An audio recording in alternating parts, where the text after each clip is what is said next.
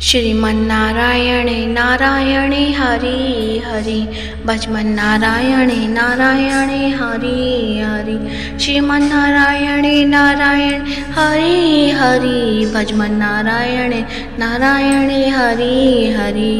नमस्कार प्रिय भक्तजनों, आप सभी का मायरा वॉइस चैनल में हार्दिक स्वागत है। आप सभी को निर्जला एकादशी यानी भीमसेनी एकादशी की हार्दिक शुभकामनाएं। आप सभी का दिन शुभ और मंगलमय हो और भगवान विष्णु आप सभी पर अपनी कृपा बना के रखें और रोग और कष्टों से मुक्ति दें। इसी कामना के साथ ही आज की इस वीडियो में आप सुनेंगे निर्जला एकादशी की व्रत कथा। तो प्रेम से बोलिए लक्ष्मीपति नारायण भगवान की जय हो। जैसा कि आप सभी जानते हैं, हिंदू धर्म में निर्जला एकादशी का विशेष महत्व है। इस व्रत से 24 एकादशियों के बराबर फल प्राप्त होता है। यह कठिन उपवासों में से एक है। यह मोक्षदायिनी और भीमसेनी एकादशी के नाम से भी जाना जाता है। इस दिन श्री हरि विष्णु की पूजा करने से पापों का नाश, कष्टों से मुक्ति और अंत में मोक्ष की प्राप्ति होती है। तो आइए सबसे पहले आप जानिए एकादशी पूजा विधि। व्रत से एक दिन पहले आप सात्विक भोजन करें और चावल का सेवन बिल्कुल भी ना करें। साथ ही खूब सारा पानी पिएं। वहीं व्रत के दिन सूर्योदय से पहले उठ जाएं और ब्रह्म मुहूर्त में स्नान कर लीजिए। इसके बाद भगवान विष्णु और देवी लक्ष्मी का ध्यान करके व्रत का संकल्प लें। फिर एक स्वच्छ स्थान पर पूजा की चौकी रखें और उस पर लाल या पीला वस्त्र बिछाकर भगवान विष्णु और माता लक्ष्मी का चित्र स्थापित करें। अब आप भगवान विष्णु को पंचामृत और तुलसी पत्र अर्पित कीजिए। इसके बाद विष्णु सहस्त्र नाम या भगवत गीता का पाठ करिए। पूजा के बाद गरीबों और जरूरतमंदों को जल, भोजन और वस्त्र का दान करें। अगले दिन भगवान विष्णु और देवी लक्ष्मी का ध्यान करके उनसे पूजा पाठ में किसी तरह की भूल चूक की माफ़ी मांगकर द्वादशी व्रत का पारण करें। और इस दिन ओम नमो भगवते वासुदेवाय नमः मंत्र का 108 बार जप अवश्य करें, जिससे आपको सुख, समृद्धि और कष्टों से मुक्ति की कृपा प्राप्त हो सके। तो आइए सुनते हैं निर्जला एकादशी व्रत कथा। पौराणिक मान्यताओं के अनुसार पांडवों में भीमसेन खाने पीने के बहुत शौकीन थे और अपनी भूख को नियंत्रित नहीं कर पाते थे।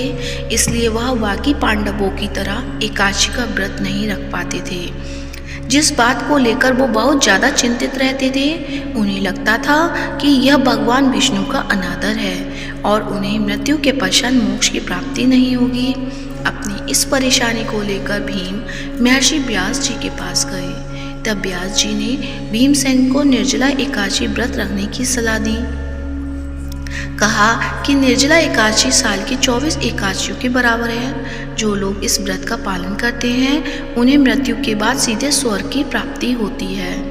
इसी प्रकार शास्त्रों में दोनों पक्षों की एकादशी का व्रत मुक्ति के लिए रखा जाता है। वेद व्यास जी ने कहा कि हे कुंती नंदन, ज्येष्ठ मास के शुक्ल पक्ष की एकादशी को निर्जला एकादशी कहा जाता है। इस दिन दांत साफ करने के अलावा सूर्योदय तक एक बूंद की जल ग्रहण नहीं किया जाता है। व्यास जी की बात सुनकर भीमसेन ने कहा कि हे पितामह, भ्राता युधिष्ठिर, माता कुंती, द्रौपदी, अर्जुन, नकुल और सहदेव आदि सब एकादशी का व्रत करने को कहते हैं, परंतु महाराज मैं उनसे कहता हूँ कि भाई मैं भगवान की शक्ति पूजा आदि तो कर सकता हूँ, दान भी दे सकता हूँ, परंतु भोजन के बिना नहीं रह सकता। इस पर व्यास जी कहने लगे कि हे भीमसेन, यदि तुम नरक को बुरा और स्वर्ग को अच्छा समझते हो तो प्रति मास की दोनों एकादशी को अन्न मत खाया करो। व्यास जी के वचन सुनकर भीमसेन नरक में जाने के नाम से भयभीत हो गए और कांप कर कहने लगे कि अब क्या करूं? मास में 2 व्रत तो मैं कर नहीं सकता। हाँ, वर्ष में एक व्रत करने का प्रयत्न अवश्य कर सकता हूँ। अतः वर्ष में एक दिन व्रत करने से यदि मेरी मुक्ति हो जाए तो मैं ऐसा कोई व्रत बताइए।